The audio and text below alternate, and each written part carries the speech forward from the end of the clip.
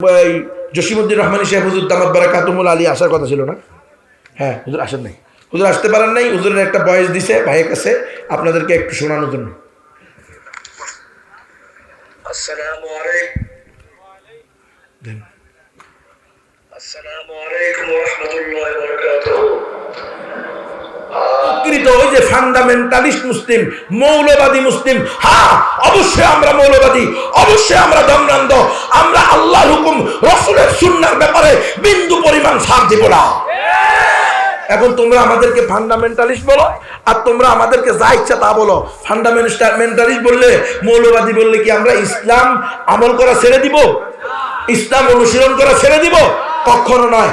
আমরা দাওয়াত দিয়ে যাব, বলে যাব এই বইটা নিয়ে যান। আরেকটা বই আছে ঈমান ইসলাম, রোকন শর্ত ও আদব সমূহ। আপনি আর আমি নামের সূত্রে মুসলমান, আদমশুমারিতে মুসলমান, জনসংখ্যায় মুসলমান, গরু গোস্ত খাওয়ার দিক দিয়া মুসলমান, কিন্তু তলে তলে আস্তা মুনাফিক মুরতাদ। এটা আপনি আর আমি আসলে মুসলমান কিনা, কোরআনের আলোকে সুন্নাহর আলোকে আপনি আর আমি মুমিন কিনা, এটা মাপার জন্য, এটাকে ঠিক করার জন্য এই বইটা ঈমান ইসলাম রোকন শর্ত ও আদব সমূহ, এটার দাম 40 টাকা। এই বইও আমি নিয়ে আসছি, ওয়াজ করে চলে গেলাম, আপনারাও চলে গেলেন, কালকে সকালে উঠে ভুলে গেলেন, শেষ। এমন না হইয়া এই ওয়াজের তাসির ধরে রাখা দরকার আছে না নাই? এটা ধরে রাখার জন্য নিজের সন্তানকে কওমি মাদ্রাসায় পড়াইতে হবে। এটা ধরে রাখার জন্য নিজেকে দাওয়াত ও তাবলীগের মেহনত উলামায়ে কেরামের তত্ত্বাবধানে করতে হবে।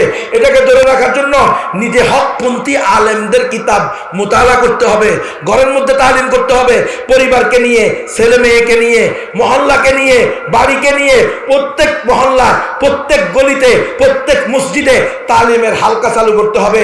কোরআন শিক্ষার দর্সুল কোরআন শুরু করতে হবে, দর্সুল ঈমান, দর্সুল আকীদা, যে নামেই পারেন, নামাজ শিক্ষা, কোরআন শিক্ষা, যেই নামে আপনার ভালো লাগে এই নাম দিয়ে মুসলমানদের ঈমান আকীদাকে সহি করতে হবে। এই বইটা তালিম করেন, ঈমান ইসলাম রোকন শর্ত ও আদব সমূহ। ইনশাআল্লাহ আপনার মেয়ে মুশরিক দ্বারা দর্শিতা হবে না। আপনার ছেলে কোনো মুশরিকাকে বিয়ে করে নিয়ে আসবে না। কিন্তু যদি আপনি তার ঈমান সহি না করান, তাকে আপনি গতানুগতিক জীবন পরিচালনার জন্য ছেড়ে দেন, তাহলে আপনার ছেলে সমূহ সম্ভাবনা আছে নাস্তিকদের দ্বারা, মুশরিকদের দ্বারা আক্রান্ত হয়ে ঈমান হারা হয়ে যাবে। এজন্য এই কাজ হতে দেওয়া যাবে না। আরো অনেকগুলো দাওয়াতি বই আছে, দাওয়াতের প্যাকেজ 5টা বই একসাথে। হ্যাঁ, অমুসলিমদেরকে কেন দাওয়াত দিতে হবে, কেন দাওয়াত দিতে হবে না? মাওলানা কালিম সিদ্দিকী সাহেবের, মাওলানা আবুল হাসান আলী মিয়া নদভী রহমতুল্লাহ আলাইহির, মাওলানা সরওয়ার হোসেন ফারুকী সাহেবের হকপন্থী উলামায়ে কেরামের 5টা বই একসাথে 500 টাকা, আলাদা আলাদা নিলে 600 টাকা। এই বইগুলো যাদের তৌফিক আছে নিয়ে যান, পড়েন, মুতালা করেন, তালিম করেন, এই অনুযায়ী নিজেকে প্র্যাকটিসিং মুসলিম হিসাবে তৈরি করেন, তাহলে গজওয়াতুল হিন্দের সৈনিক হইতে পারবেন।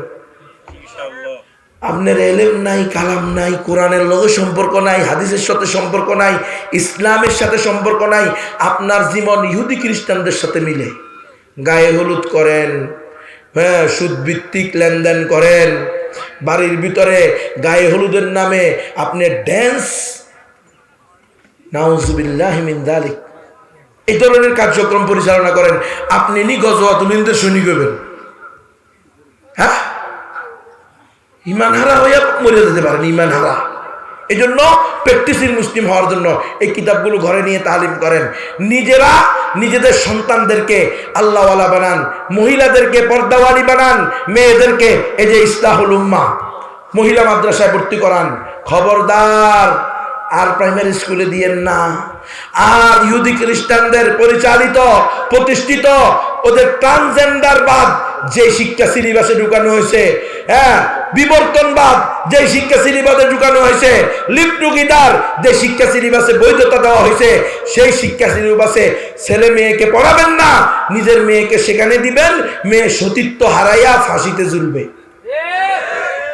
ঘটনা আছে না নাই? এজন্য ইসলাহুল উম্মাহ মহিলা মাদ্রাসার বিকল্প নাই।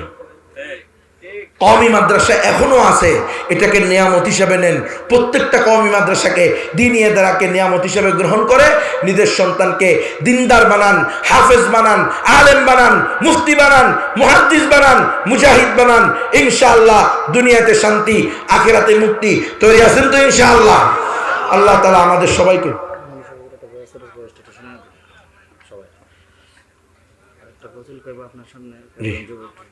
জি সবাই ওই যে আপনাদের এখানে মনে জসিমউদ্দিন রহমানী সাহেব হুজুর দামাত বারাকাতুহুল আলী আসার কথা ছিল না? হ্যাঁ, হুজুর আসেন নাই, হুজুর আসতে পারেন নাই। হুজুরের একটা বয়স দিছে ভাইয়ের কাছে, আপনাদেরকে একটু শোনানোর জন্য। আসসালামু আলাইকুম। আসসালামু আলাইকুম ওয়া রাহমাতুল্লাহি ওয়া বারাকাতুহু। ভাইরা আশা করি সবাই ভালো আছেন। আসার জন্য অনেক ইচ্ছা ছিল, কিন্তু গত রাত্রে আমি ছিলাম চুয়াডাঙ্গা, সারা রাত্র কুয়াশায় রাস্তায় পড়েছিলাম।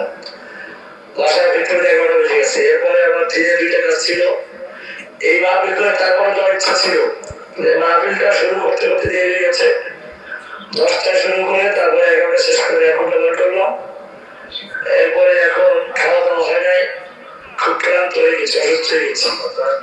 এখন সফর করে আপনার ওখানে যেতে আরো 1.5 ঘন্টা সময় লাগবে। এটা আপনাদের জন্য কষ্ট হবে, আমার জন্য কষ্ট হবে। দোয়া করেন আল্লাহ তাআলা যদি সুস্থ রাখে, পরে ইনশাআল্লাহ আবার দেখা হবে। তো আন্তরিকতা আমার ছিল না, ইচ্ছা ছিল, কিন্তু আসলে শরীর ইচ্ছা থাকলেও শরীর আমাকে সাহায্য করে না। সেই জন্য সকলের কাছে দোয়া প্রার্থী।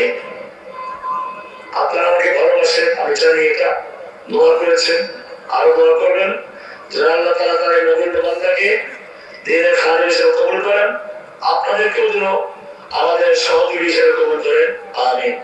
আমাদের সকলের চেষ্টার মাধ্যমে যেন বাংলায় ইসলামের পথে উত্তীর্ণ হয়, সারা বিশ্বের মজলুমদের পক্ষে আমরা দাঁড়াতে পারি।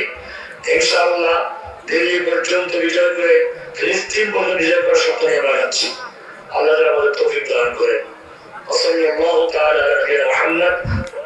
মাশাআল্লাহ, জাযাকুমুল্লাহ, আমিন ইয়া রাব্বাল আলামিন। ঠিক আছে ভাই, আসো যাও। কেন করবো? আসো আসো, কোথায় দাও, কথা শোনো।